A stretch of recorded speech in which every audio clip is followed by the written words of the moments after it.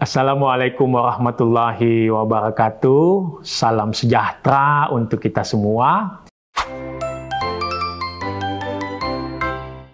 Bapak Ibu pendidik hebat dimanapun Anda berada, pada video kali ini kita akan mendalami tentang apa dan bagaimana pembelajaran yang mendalam itu atau deep learning. Di Januari 2025, oleh Pusat Kurikulum dan Pembelajaran telah mengeluarkan naskah akademik untuk pembelajaran mendalam yang dapat kita gunakan sebagai referensi dan rujukan di dalam peningkatan kualitas layanan pembelajaran kita di ruang kelas tempat kita masing-masing mengabdi. Bapak Ibu sekalian yang berbahagia, sesi ini kita akan mendalami bagaimana kita dapat menciptakan proses pembelajaran yang bermakna, penuh kesadaran, dan menyenangkan. Ketiga elemen ini merupakan bagian dari pembelajaran mendalam atau deep learning itu. Ada mindful learning, meaningful learning, dan juga joyful learning. Dan tentu juga ini akan diintegrasikan dengan 4 aspek penting dalam pendidikan yang kita sebut dengan olah pikir, olah hati, olah rasa, dan juga olahraga. Apa itu pembelajaran mendalam atau deep learning? Bapak Ibu sekalian yang berbahagia, pembelajaran yang mendalam merupakan pendekatan yang memuliakan dengan menekankan pada pembelajaran atau penciptaan suasana belajar dan juga proses pembelajaran yang penuh dengan kesadaran atau kita sebut dengan mindful learning, juga menghadirkan pembelajaran yang bermakna atau meaningful learning, dan juga pembelajaran yang menggembirakan atau kita sebut dengan joyful learning yang tentu saja melalui olah pikir berkaitan dengan intelektual, olah hati atau etika, olah rasa atau estetika, dan juga olahraga atau kinestetik secara holistik dan juga terpadu. Bapak Ibu guru hebat dimanapun Anda berada, pembelajaran yang mendalam atau deep learning adalah pendekatan yang tidak hanya berfokus pada hasil, tapi juga fokus pada proses.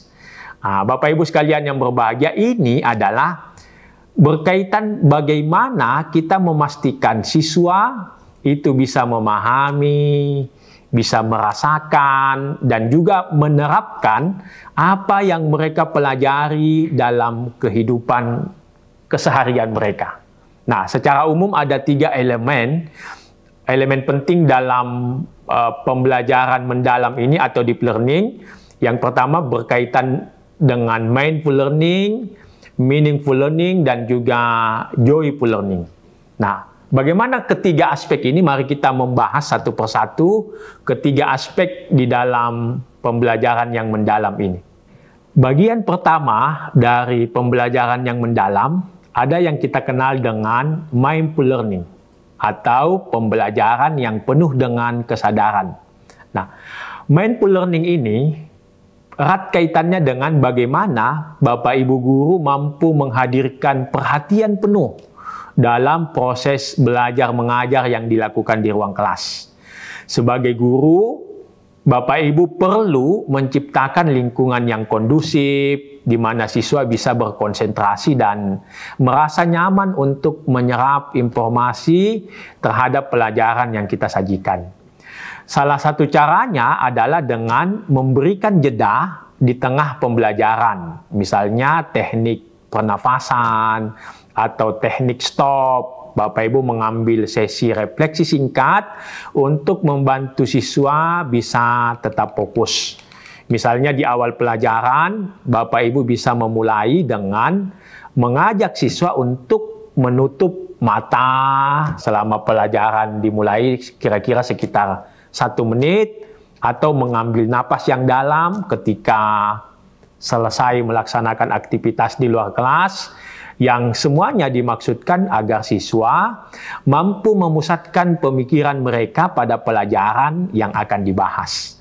Teknik sederhana ini dimaksudkan untuk meningkatkan fokus dan juga kesiapan siswa di dalam belajar. Bapak Ibu guru hebat dimanapun Anda berada, bagian kedua dari deep learning ada yang kita kenal dengan meaningful learning.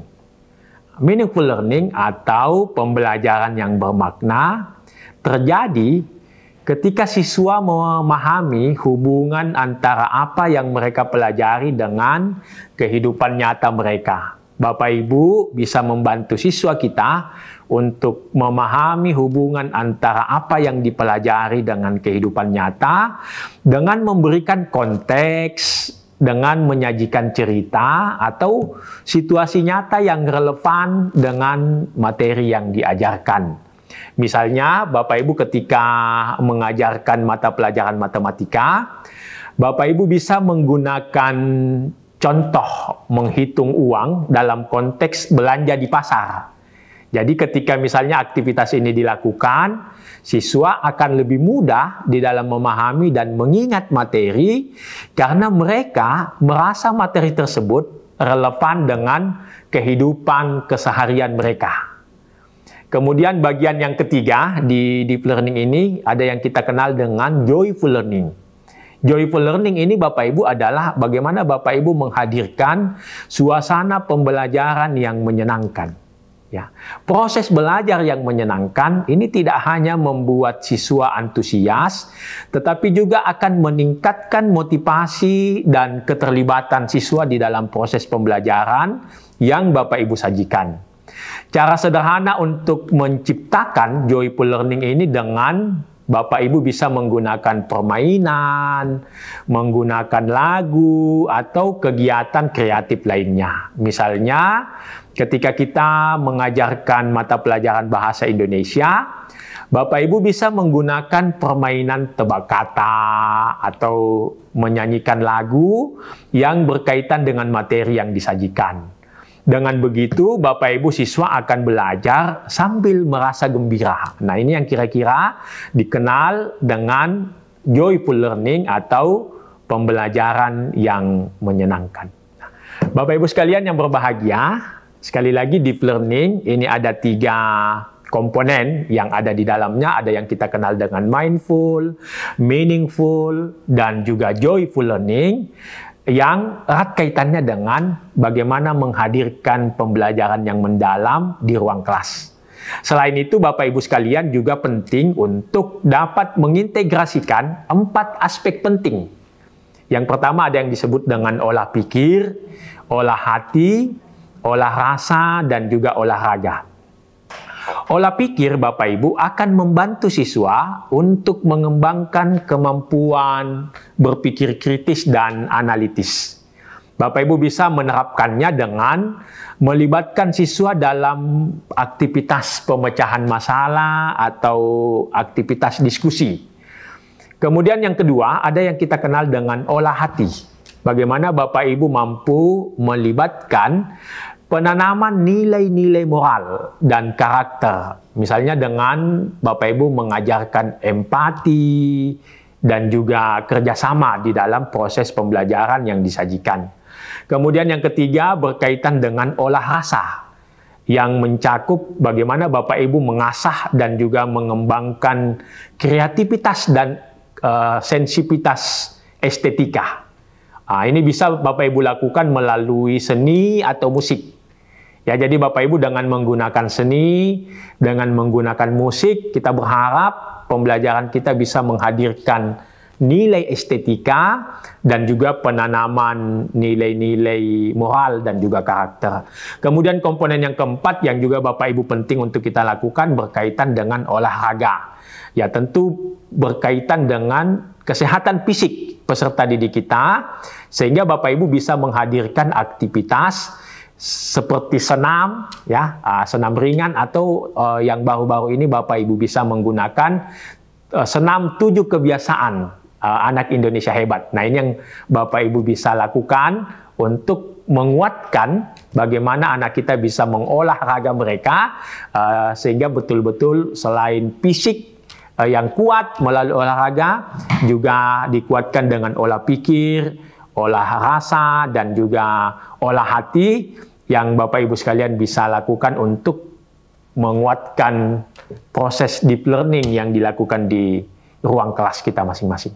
Ujung dari apa yang kita lakukan di proses pembelajaran melalui menghadirkan pembelajaran yang mendalam ini, sesungguhnya kita sedang berikhtiar untuk melahirkan 8 dimensi profil lulusan kita, 8 dimensi output dan outcome peserta didik kita. Bapak Ibu harus memastikan bahwa proses pembelajaran itu harus bermuara pada bagaimana menciptakan peserta didik yang memiliki keimanan dan ketakwaan terhadap Tuhan Yang Maha Esa.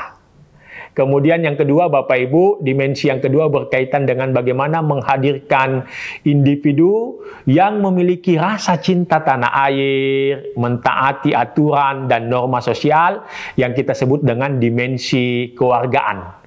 Kemudian dimensi yang ketiga berkaitan dengan penalaran kritis, di mana Bapak Ibu harus melatih dan mengasah peserta didik kita untuk mampu berpikir secara logis, analitis, dan juga reflektif dalam memahami, mengevaluasi, serta memproses informasi di dalam penyelesaian masalah yang dihadapi. Kemudian dimensi yang keempat berkaitan dengan dimensi kreativitas, di mana Bapak Ibu sekalian harus memastikan bahwa peserta didik kita secara kolaboratif, fleksibel, dan juga original mampu mengolah ide dan juga informasi yang diperoleh untuk menjadi solusi atau pemecahan masalah yang unik dan juga bermanfaat terhadap kehidupan mereka. Kemudian dimensi yang kelima, Bapak Ibu harus bisa menghadirkan lulusan yang mampu berkolaborasi, individu yang senantiasa bekerja sama secara efektif dengan orang lain melalui gotong royong untuk tujuan bersama.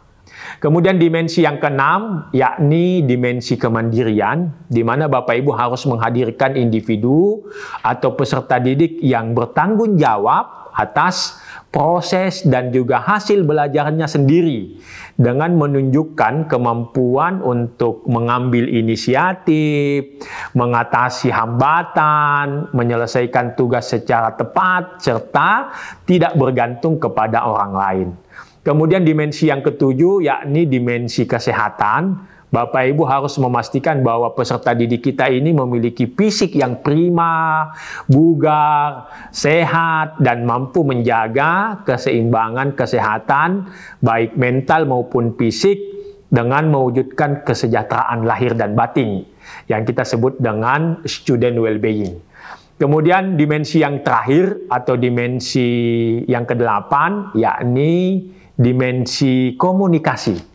Ya, Bapak Ibu harus memastikan untuk menghadirkan individu peserta didik yang memiliki kemampuan untuk berkomunikasi baik secara intra pribadi maupun secara antar pribadi untuk menyampaikan ide gagasan dan juga informasi baik lisan secara lisan ataupun secara tertulis, serta memiliki kemampuan untuk berinteraksi secara efektif dalam berbagai situasi. Sekali lagi Bapak Ibu, pembelajaran mendalam ini, deep learning ini kita bangun dengan menghadirkan 3 komponen utama. Ada yang kita sebut dengan mindful learning, kemudian joyful learning, dan juga aktivitas yang menggembirakan, berkesadaran, bermakna, menggembirakan melalui olah pikir, olah hati, olah rasa, dan juga olahraga yang dimaksudkan untuk mewujudkan 8 dimensi profil lulusan Indonesia Hebat. Kata kunci dari deep learning ini Bapak Ibu bukan hanya tentang bagaimana mengajarkan materi, tetapi juga tentang bagaimana menciptakan pengalaman belajar yang mampu mengubah dengan mindful, meaningful, dan juga joyful learning, serta integrasi olah pikir, olah hati, olah rasa, dan juga olahraga. Bapak Ibu kita bisa mampu membantu peserta didik untuk memahami pelajaran, dan juga tentu saja kita akan menghasilkan generasi pembelajar yang kritis, kreatif, dan juga bahagia. Nah, Bapak dan Ibu sekalian yang berbahagia, mudah-mudahan video singkat ini bisa memberikan inspirasi dan pemahaman mengenai apa yang harus kita lakukan di ruang kelas, mengenai pembelajaran yang mendalam ini. Sampai ketemu di video-video berikutnya, terus berkarya untuk pendidikan. Semoga kita semua senantiasa mendapatkan kemudahan. Demikian, wabillahi taufiq wal hidayah. Assalamualaikum warahmatullahi wabarakatuh.